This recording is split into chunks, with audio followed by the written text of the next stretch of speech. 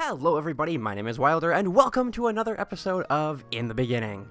Today I'll be looking at a game that has recently had the spotlight put back on it, Rune Factory 4. I'll be taking a look at announcements made about the game, adaptations, cut content, and problems during development. I am super excited to learn more about Rune Factory 4 with all of you, so without further ado, let's jump into it. So first things first. Rune Factory 4 is a role-playing game developed by a company called Neverland and published by Marvelous. But you probably knew that already, because many of you probably know Marvelous from having a hand in the Harvest Moon series. In fact, the Rune Factory series is actually a spin-off of the Harvest Moon series and is quite similar to it in gameplay. Much like the Harvest Moon series, Rune Factory features farming, gathering, relationships, and marriage. However, Rune Factory is still a spin-off, so that means that it does bring some new ideas to the table, such as RPG-style fighting, skills, dungeons, leveling, and story.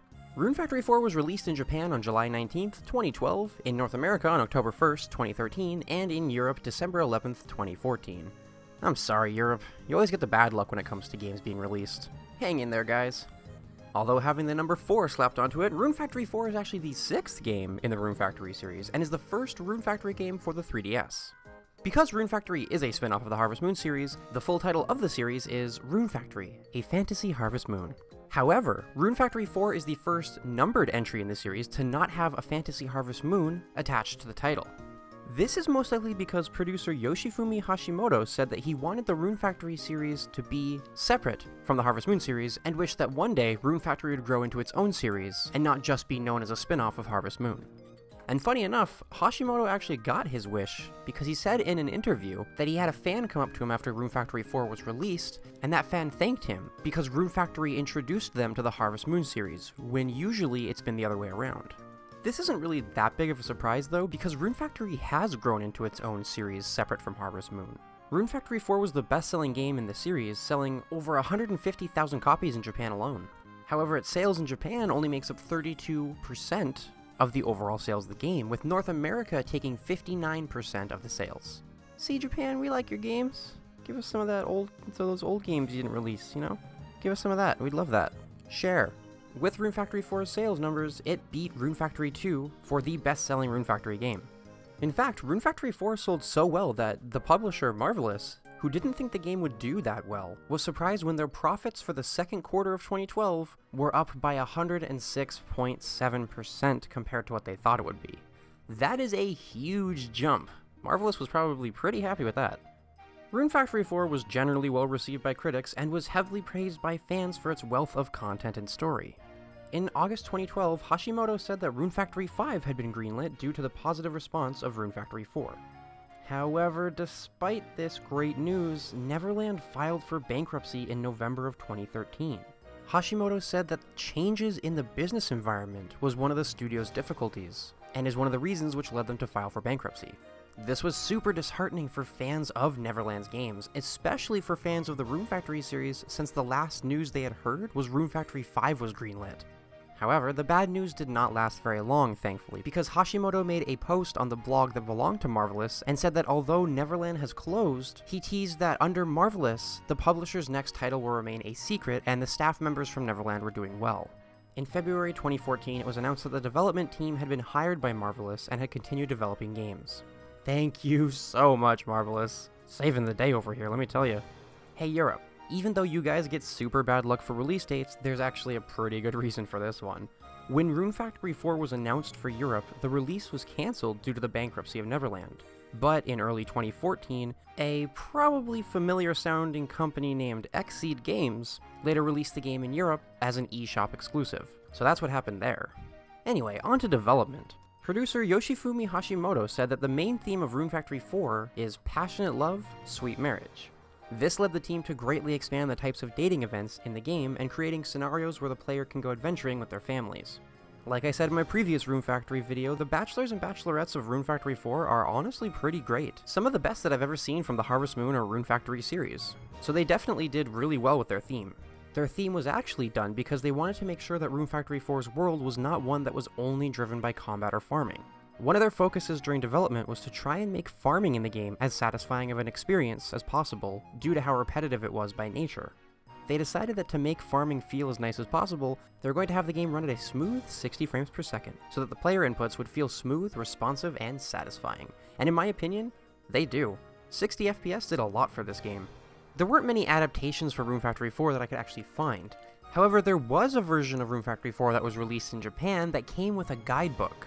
The guidebook had tips and information about the game, and official artwork of all the characters. This is pretty much the closest I could find to an actual art book for Rune Factory 4. And sadly, it seems this was only released in Japan. In an Iwata Asks interview, Hashimoto said that battles were actually a heated argument for the dev team. Most of them actually feared that battles might distance Harvest Moon fans, because the Harvest Moon fans liked and were used to the peaceful atmosphere of those games. However, after Hashimoto saw just how much resistance there was against battles, it actually compelled him to focus on battles even more. And this is actually probably a good thing, because Rune Factory 4 was praised for its battle system and how smooth and fluent it is. Speaking of in development, he also said in the interview that he gave himself and his staff 3 months to brainstorm ideas, and then after those 3 months were over, no more ideas were allowed into the game. Which sounds kinda crazy. He also addressed that, however, and said if it seems kind of cruel to do this to the development team, it actually kept them on track. Having a single goal that was already built up by the time they started development apparently kept the team on track very well.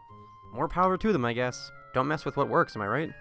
Even with the little amount of time that the team was given to brainstorm ideas, I wasn't actually able to find a whole lot that was cut from Rune Factory 4. I did, however, find a few really interesting Easter eggs, so I'll share them here. In Rune Factory 4, if you ask an NPC to join your party, you can see a description of that person in the party menu. However, there are some people that just don't want to join you and won't join your party. But even these people were still given descriptions and are actually hidden within the game. But just because you can't see them in the game doesn't mean they're not going to be shared here. Some of them are actually pretty funny, like this one for a random soldier. His description reads, "Town soldier, tries not to take an arrow to the knee." This is obviously a joke to the Elder Scrolls V Skyrim, and I appreciate it. If you've tamed monsters, then they can also join you on your adventures too.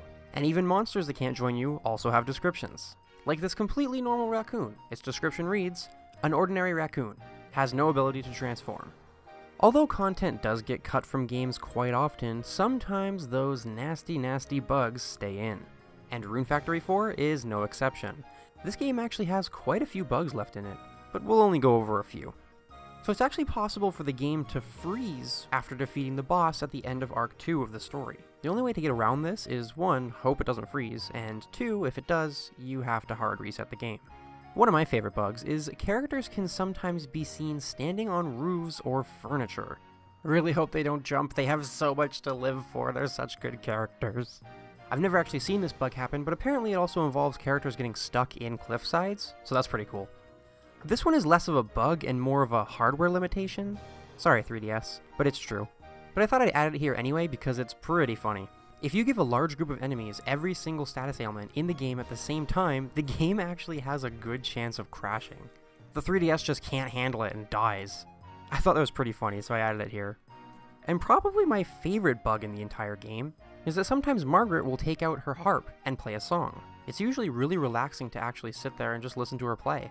However, sometimes it can be a little less relaxing. There's a bug in the game where Margaret will take out her harp and continuously play one note without stopping. Like, just constantly. It sounds like someone has their hand jammed down on a piano and just won't let up. Unfortunately, the only way to actually get her to stop doing this is literally walking away. You have to walk off screen. Yeah, sorry Margaret, you keep playing, you're doing great, sweetheart. You keep playing, yeah, I'll just be over here. Even through Neverland's bankruptcy, the Rune Factory series is going strong. An enhanced version of the game called Rune Factory 4 Special was announced during the February 2019 Nintendo Direct, and is releasing on the Nintendo Switch in 2019, and you better believe that I am hyped for that. The game will include extra content, and although at the time of recording this we don't know what that extra content will be, I'm still super excited. And of course, that's not all. Rune Factory 5 was announced in that same Nintendo Direct, and is scheduled for a 2020 release date. The hype is real. Anyway, that's all I could find for Rune Factory 4. If you enjoyed this video, don't forget to give it a like. And if you want to see more of In the Beginning, you can click on the playlist that is on screen right now. Or, if you'd like to see a Rune Factory video that I just made about Rune Factory 5 and what I'm hoping for, you can click on the other video that's on screen right now. Anyway, thank you all so much for watching, and as always, I will see you in the next one.